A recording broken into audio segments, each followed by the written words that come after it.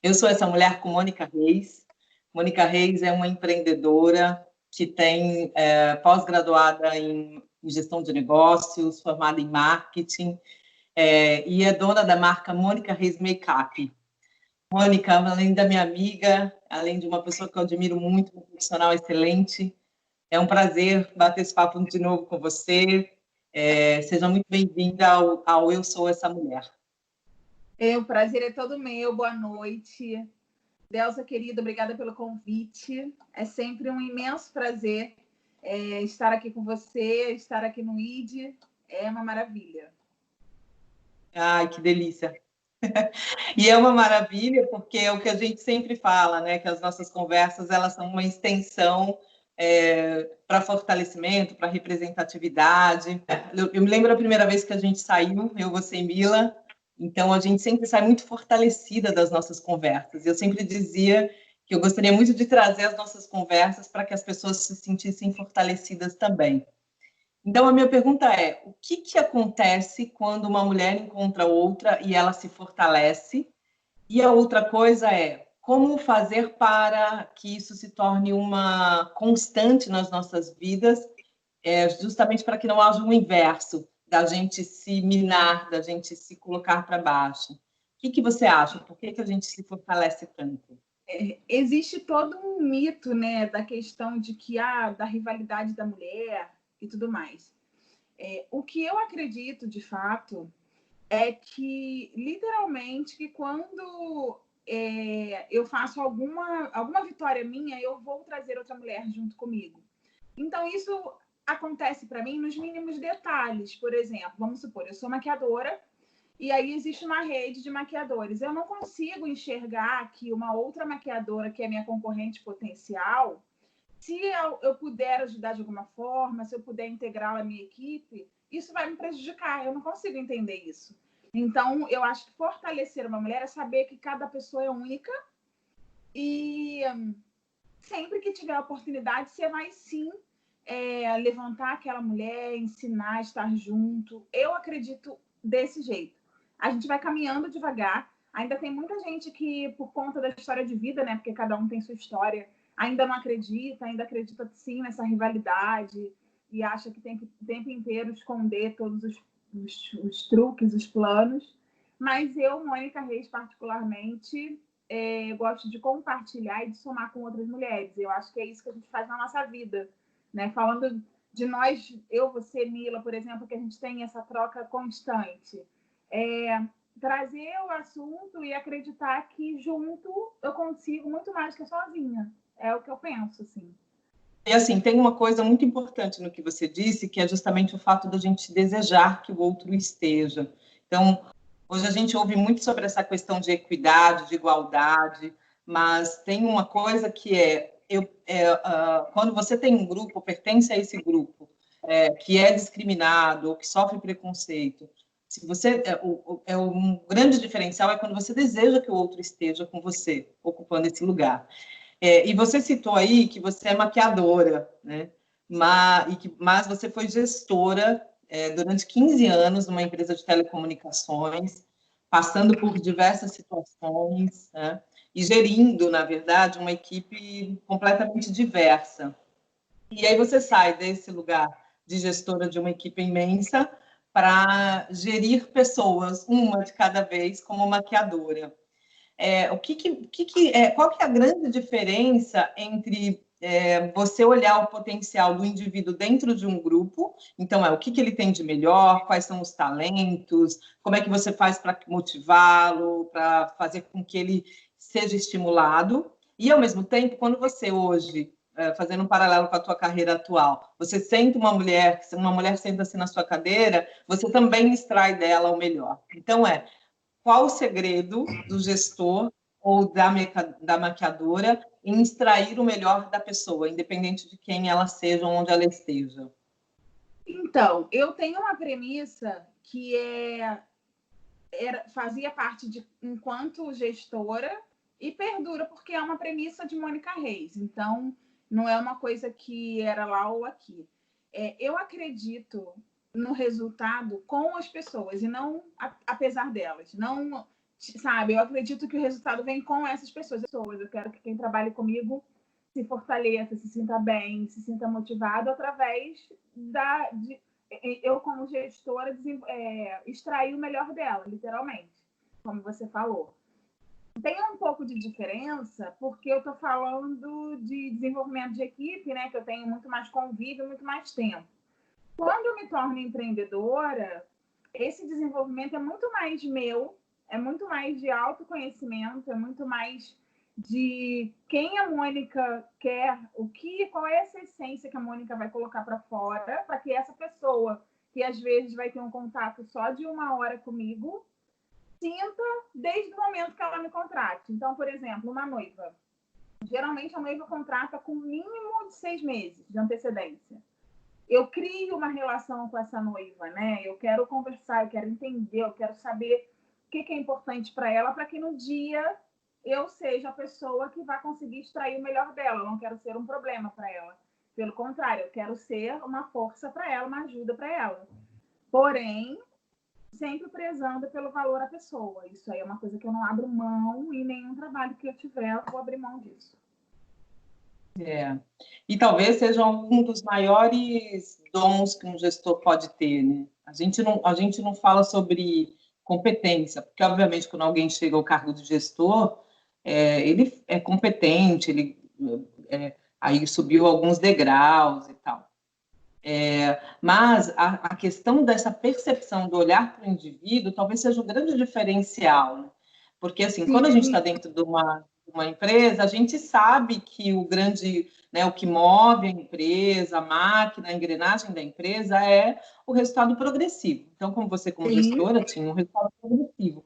Mas esse olhar para o indivíduo, do que ele precisa, né? Como você disse, você cria uma relação com a noiva durante 6 meses, e às vezes com uma equipe, como foi o teu caso, por anos. Então, cada pessoa nova que vai chegando, vai criando essa relação, e essas pessoas chegam com vários traumas, com várias diferenças, com várias questões, né, de ordem pessoal, como uma noiva, né? Sim, e o que eu mais, acho que uma grande lição e um grande erro ao mesmo tempo, que eu acho que o mundo corporativo oferece, é assim: você tem que tratar todo mundo igual. Não, na minha opinião, você tem que tratar todo mundo como único. Dá muito mais trabalho, que aí você não tem como fazer uma receita de bolo para gerir. Mas, para mim, é o que funciona. Você tem que tratar cada um como único.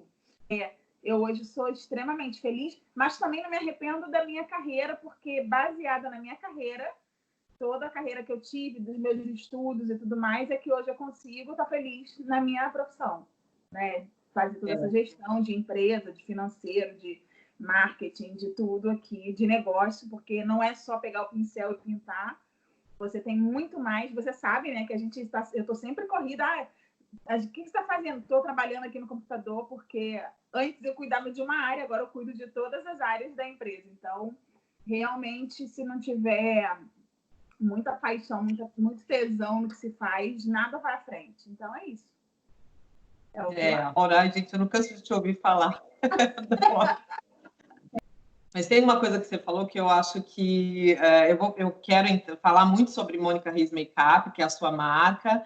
Mas antes disso, já que você entrou nesse teu processo da transição, de como você que veio esse start do tipo, acabou. É claro que agora a gente contando é simples, porque passaram-se, na verdade, 3 anos desde que você saiu do mundo corporativo, né? Desde que você deu esse start, essa conversa e disse, acabou. Só que antes disso, você já vinha fazendo um trabalho que eu quero que você conte isso um pouquinho para a gente, e já te perguntando o seguinte: qual foi o medo que você sentiu, assim, essa fase da transição? Porque eu sei que tem pessoas que vão estar, mulheres que a gente conversa, que vão ouvir o que a gente está conversando, que fala, cara, eu também quero, mas, nossa, dá um baita medo. E eu lembro quando eu conversava com você também, eu dizia assim, cara, você sentia medo, né?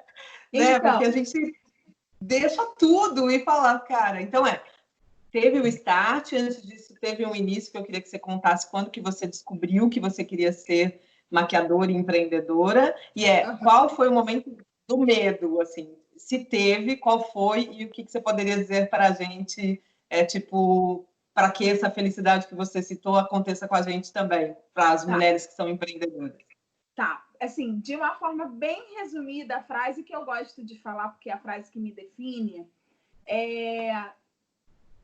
eu tomei a decisão de sair quando as minhas dores eram maiores do que meus medos.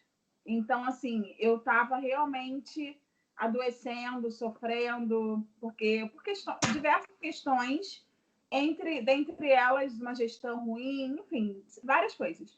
Mas as dores estavam sendo muito maiores do que os medos. Então, esse foi o motivo, assim, senti medo, sinto até hoje, mas foi principalmente por isso. Agora, voltando um pouquinho na transição, eu acho importante falar, porque existe também uma falsa ideia de que, viva seu sonho, largue tudo para lá e vai viver seu sonho. Não, a vida não é assim. Os boletos, eles estão aí. Então, para você viver seu sonho, você tem que se preparar. Falando para mulheres que têm sonhos, que pensam em fazer uma transição e acham que é impossível. Eu achava que era impossível em certo momento, porque eu tinha um cargo de liderança, tinha um salário bom. Eu achava que conhecia o que era maquiagem, mas não tinha a menor ideia. Então, eu achava que uma maquiadora jamais ganharia o que eu ganhava. Hoje em dia, eu ainda não estou, talvez, ainda nesse patamar que eu quero estar. Mas eu conheço pessoas que ganham muito mais do que eu ganhava na CLT. Então, assim, isso é pura ilusão e desconhecimento. Então, se tem uma dica que eu gosto de dar, tipo, se você tem um sonho e quer fazer uma transição de carreira, se planeja para isso, né? Se planejar é o quê? Preparar seu consumo consciente, que aí quando você tem a CLT e tem seu salário lá fixo no fim do mês, você acaba gastando mais, porque você sabe que você tem como contar com aquele dinheiro. Então, você tem que se preparar antes, desacelerar seu consumo. Você tem que saber que cursos você tem que fazer para se especializar naquela área que você quer. E fazer esses cursos nas suas férias, com as PLs que algumas empresas dão. Então, assim, se prepara antes. No meu caso, vou dar um exemplo meu, de maquiadora. Eu preciso de material, os materiais são super caros, são todos materiais importados que eu trabalho. Então, eu preciso de um investimento. Durante muito tempo, eu fiz o curso antes, profissional. Eu comprei produto antes de sair. Então, aquele dinheiro que eu tinha fixo, ele me proporcionou muita coisa do que eu tenho hoje. Então, não tem essa tipo assim, fui mandada embora, agora vou viver meu sonho. O ideal é que não seja assim.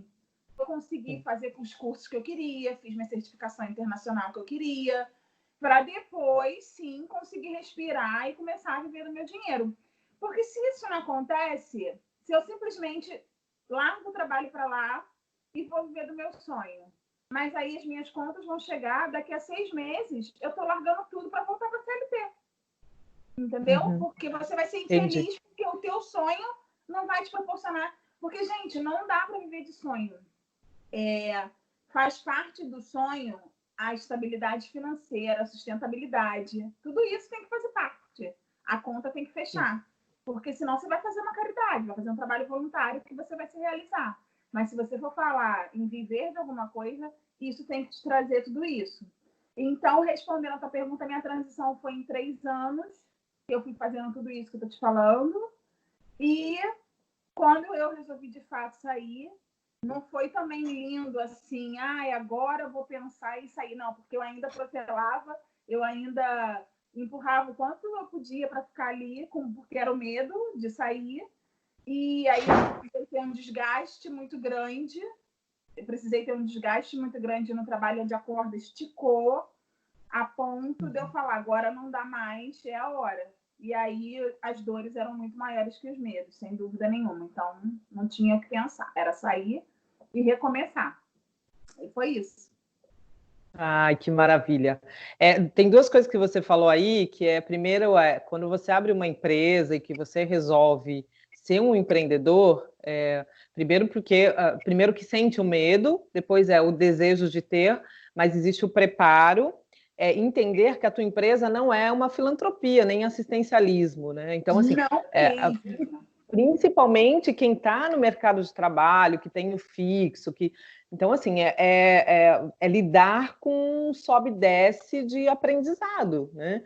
Então, tem uma coisa aí que é uma questão importante que eu queria que você também falasse sobre isso, que é o autoconhecimento. Então, você se perceber, você se permitir também. Então, quantas vezes a gente, conversando nesse processo, né, que, na verdade, desde quando eu venho elaborando o ID, que já fazem anos, né, mas que a gente divide há 1 ano e meio, mais ou menos, na verdade, quais são esses medos, esses anseios, esses desejos de parar, mas o quanto é importante a gente olhar se a gente está se... Você sabe, a gente já conversou sobre isso várias vezes, mas eu queria que você falasse sobre isso, sobre o autoconhecimento. Você percebe quando você está se sabotando, quando você está protelando, enfim. Qual a importância do autoconhecimento, como que você adquiriu isso, aonde você buscou essa ajuda, essa orientação, se é que você o fez, né? Tá, então, isso aí é fundamental. Uma coisa que a gente não pode esquecer é que, sendo uma empresa ou não, nós somos seres humanos. E aí, quando você não está numa CLT com um salário fixo do mês, isso torna um pouco mais difícil, porque às vezes você não está bem e você tem que produzir para ganhar seu dinheiro, né? Quando você é empreendedor, se você não produz, você não recebe. Então, o autoconhecimento, eu acho que parte de um monte de princípios. Por exemplo, no meu caso, eu busquei 2 grandes ajudas que foram extremamente essenciais. Primeiro, a terapia, que eu já fazia terapia convencional antes de sair, de fazer a transição. E um pouquinho antes de sair, eu migrei para a terapia holística com o Rodrigo Rosa, que é meu terapeuta, que eu amo de paixão, que me ajudou muito a tratar a minha ansiedade, aquela coisa para ontem, quero tudo para ontem. Cara, eu saí de 20 anos de uma CLT. Isso implica no acordar, sair, me maquiar e me arrumar e sair para trabalhar, com montar um escritório dentro de casa para sentar e trabalhar sozinha.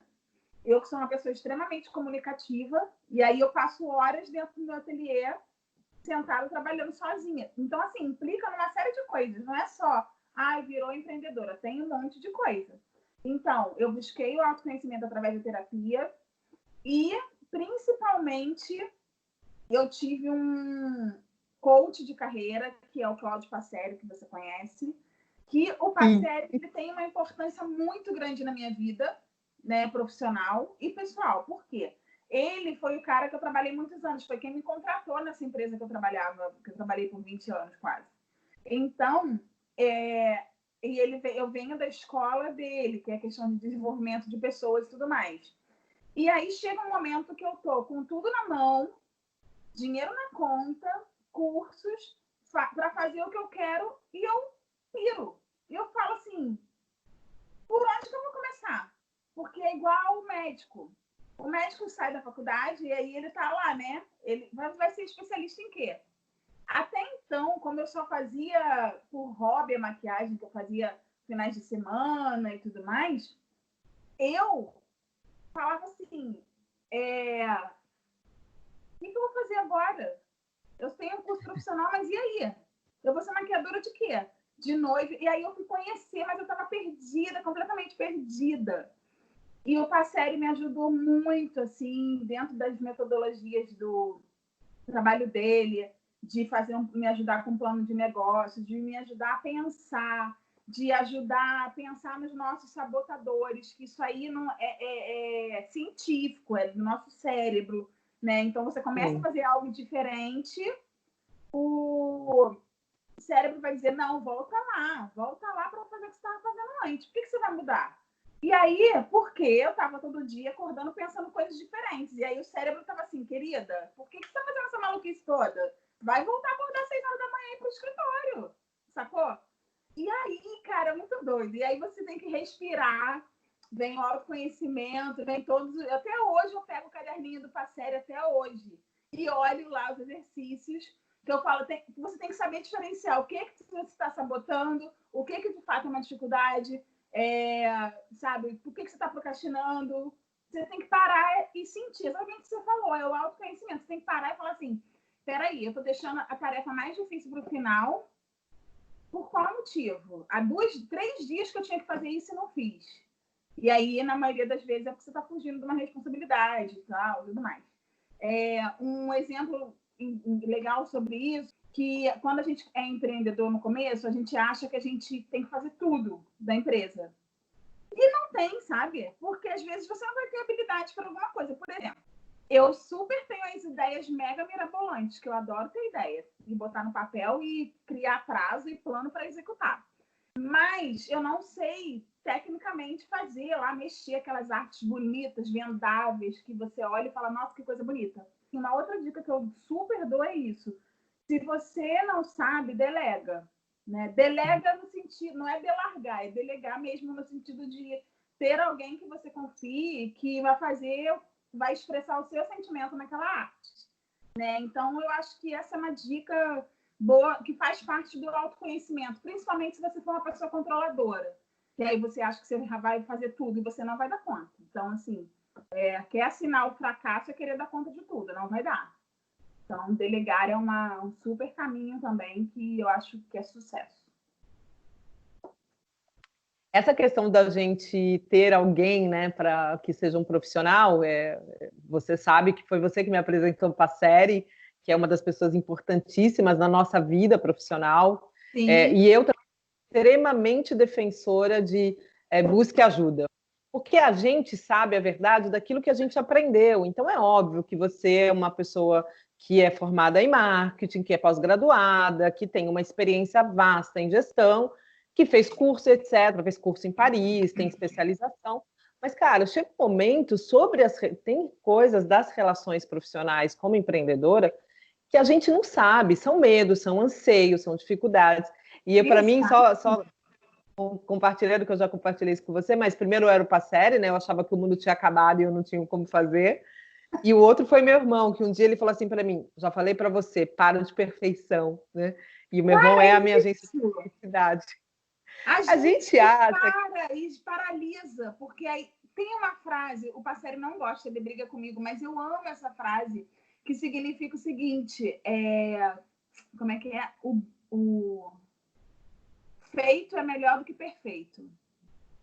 Em muitas ocasiões eu utilizo isso e eu acho ótimo. Claro que a gente não pode se acomodar e sair fazendo tudo de qualquer jeito. Claro. Mas tiro por mim, vou te dar um exemplo. Vídeos para o Instagram, que é uma coisa super essencial para o meu trabalho.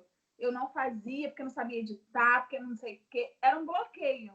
Só que sempre que eu botava alguma coisa mínima lá sobre vídeo, falando minha cara e tal, era um super sucesso. Eu falei, gente, quer saber? Vou fazer do jeito que eu acho que dá para fazer. E estou fazendo, e está dando super certo, está tudo bem. E é assim que tem que ser. Não dá, uma coisa que a gente erra muito é ficar olhando a grama do vizinho o tempo inteiro. E você não sabe a história do vizinho. De repente o vizinho veio de um designer, ele é designer de sei lá, de edição, é o cara mega fera. Só que ele tem as características dele, você tem as suas, e você tem outras qualidades, e por aí vai, sabe?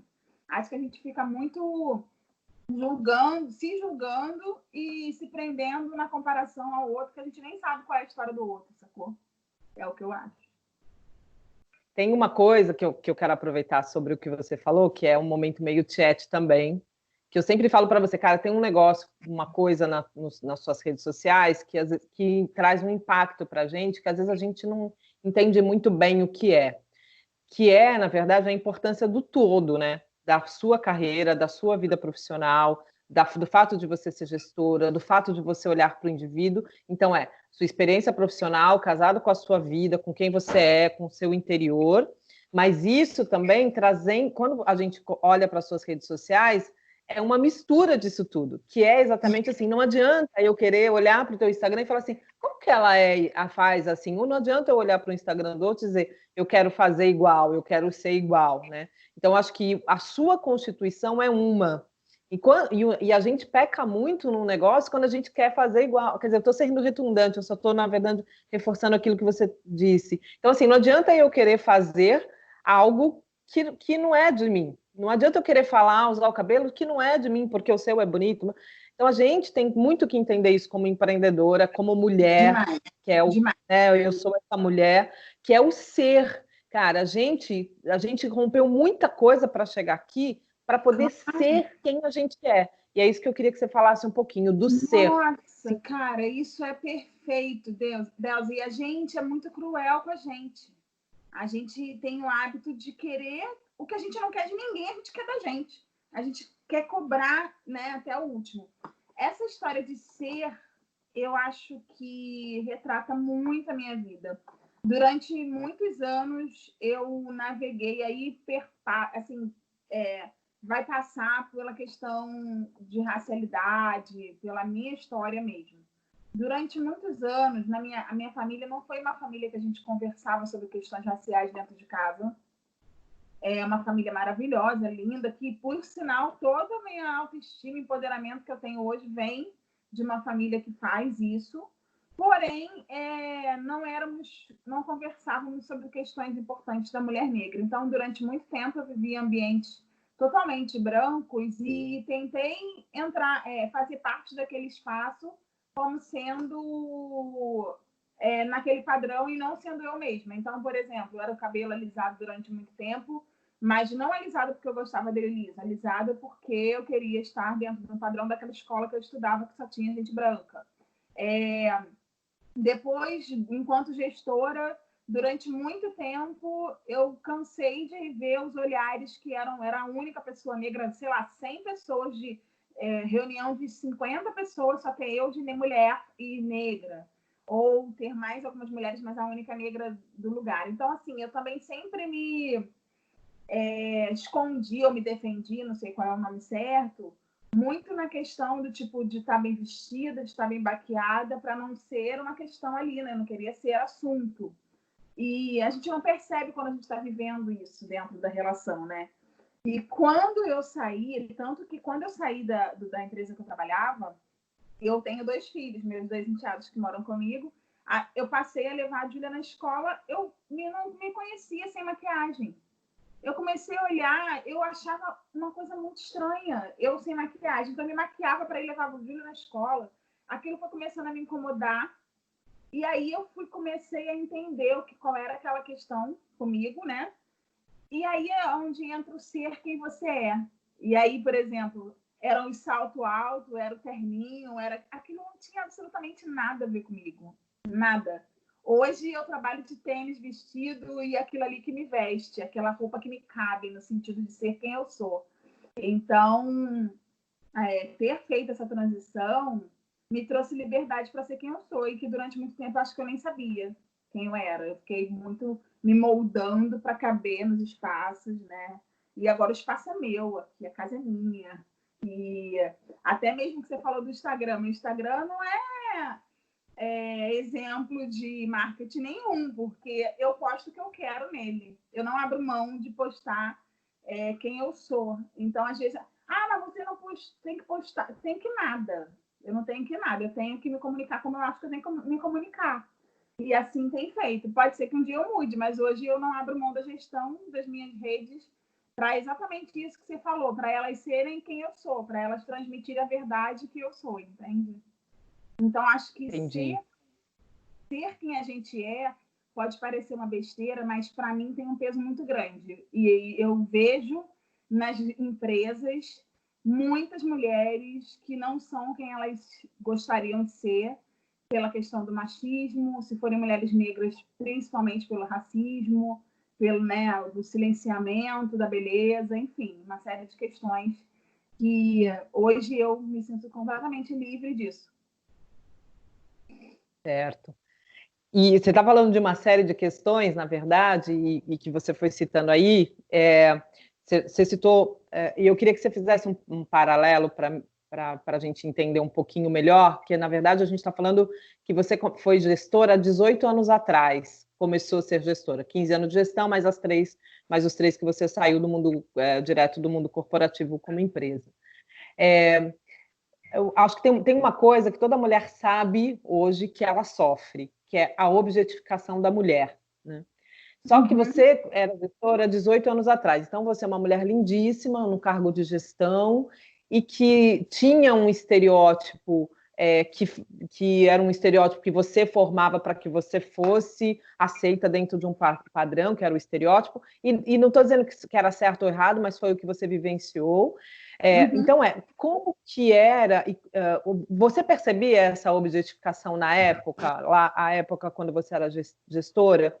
Se você não percebia, ou se você percebia, como que você evitava, como é que você se protegia, né? Porque essa proteção contra a objetificação é atual.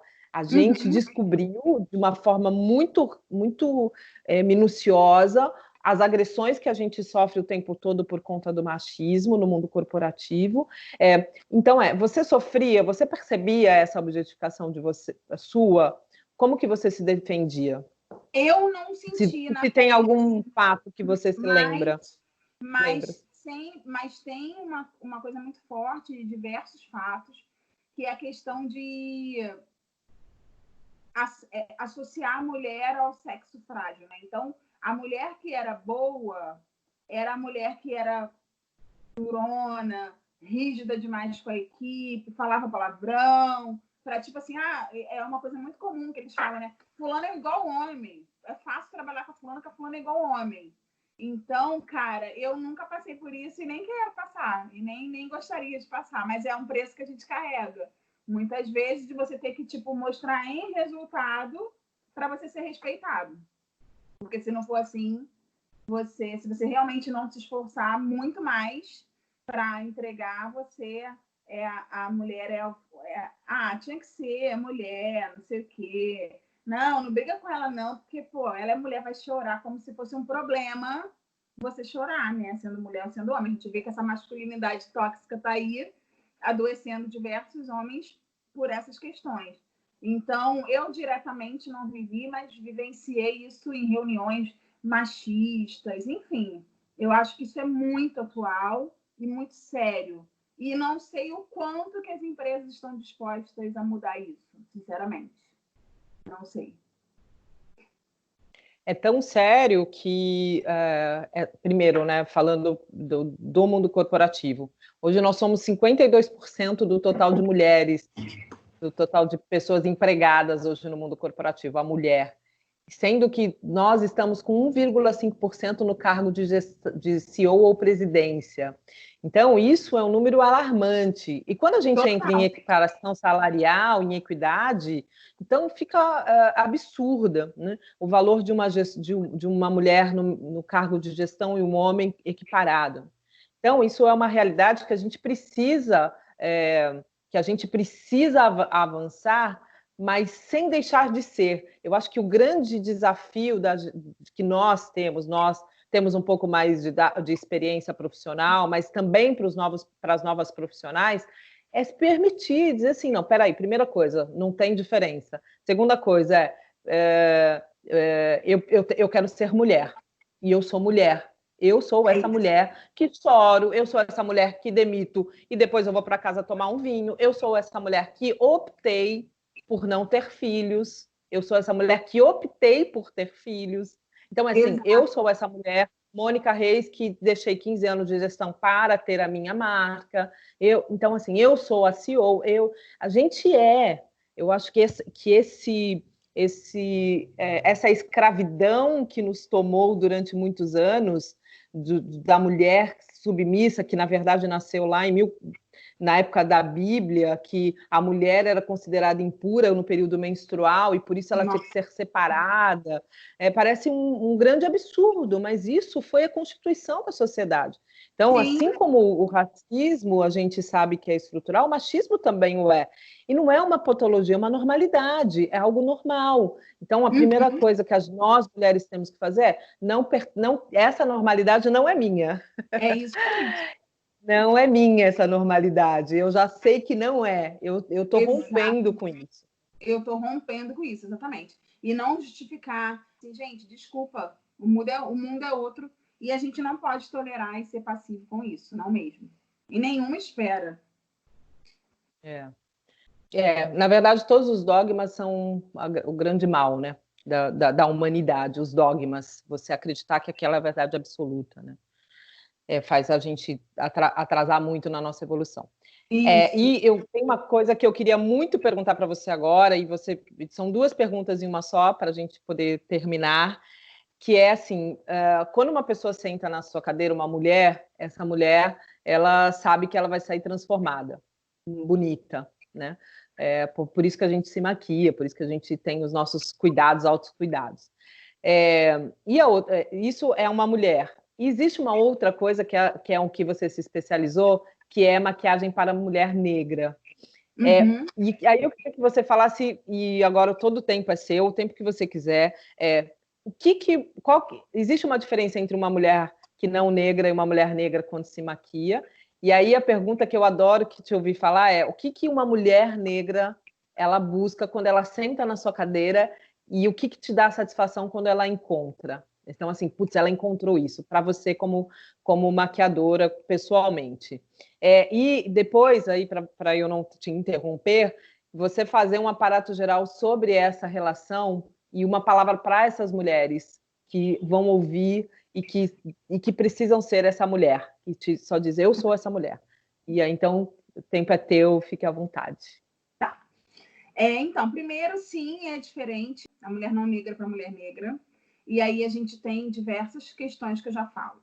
Mas, num geral, uma mulher, quando ela busca uma maquiagem, pelo menos o meu estilo de maquiagem, respeitando todos os estilos de maquiagem, mas o meu estilo de maquiagem é um estilo que vai muito além da maquiagem. Eu não me preocupo em transformar a pessoa no que ela não é. Por exemplo, a primeira pergunta que eu faço a uma mulher que eu vou maquiar é: você já teve experiência com maquiagem profissional? E a resposta dela são 3. Tipo assim, não tive. E aí você pergunta se ela se maquia, qual é a relação dela com a maquiagem. E aí ela me responde: tive, amei, adoro, nananã, ou tive e odiei. Da minha experiência, geralmente o tive e odiei vem de mulheres negras. E aí vem, por quê? Eu odiei porque a menina me botou igual o Michael Jackson, com o nariz fino, não parecia, eu não me reconhecia. Eu odiei porque eu fiquei com o rosto de uma cor e o colo de outra, com a pele cinza. Eu odiei porque botou uma sombra muito colorida, porque ela disse que só ia aparecer sombra em mim se fosse muito colorida. Então, existe diferença. Então, beleza. Então, assim, a transformação que eu busco no meu trabalho é muito mais dela se olhar e realçar a beleza dela e ela falar assim: nossa, sou linda, maravilhosa, sou eu mesma. E quando eu falo da mulher negra, a gente fez um trabalho, o Ide esteve comigo nesse trabalho, me ajudou inclusive na construção daquele material incrível, que é o material do meu workshop que eu dou para maquiadores sobre pele negra. Porque no mercado a gente fala muito, tipo assim, maquiagem para pele negra. E aí tem técnica, tem um monte de gente especialista. Só que isso tem um monte de gente, beleza, para falar de técnica. Eu, particularmente, Mônica, não consigo entender como eu posso falar de uma pele negra sem falar da mulher negra e das suas questões. Então, aí é que a gente vem entender essa questão da diferença. Claro que é diferente. Eu tenho 43 anos. Há 20 anos atrás, eu com 13, se eu olhasse para a televisão, quais eram os papéis que me representavam? Qual a mulher negra que estava lá na televisão, que é um grande canal de massa, né, de influência e tal, era a mulher escravizada nas novelas ou a empregada doméstica. Essas mulheres, elas estavam maquiadas, glamurosas, lindas lá? Não estavam. Então, primeiro ponto é, a mulher da minha geração, ela não teve uma representatividade. A minha enteada com 14, não. Ela tem Cris Viana, ela tem Thaís Araújo, tudo poderosa, maravilhosa, advogada na novela. Eu não tive isso, você não teve isso.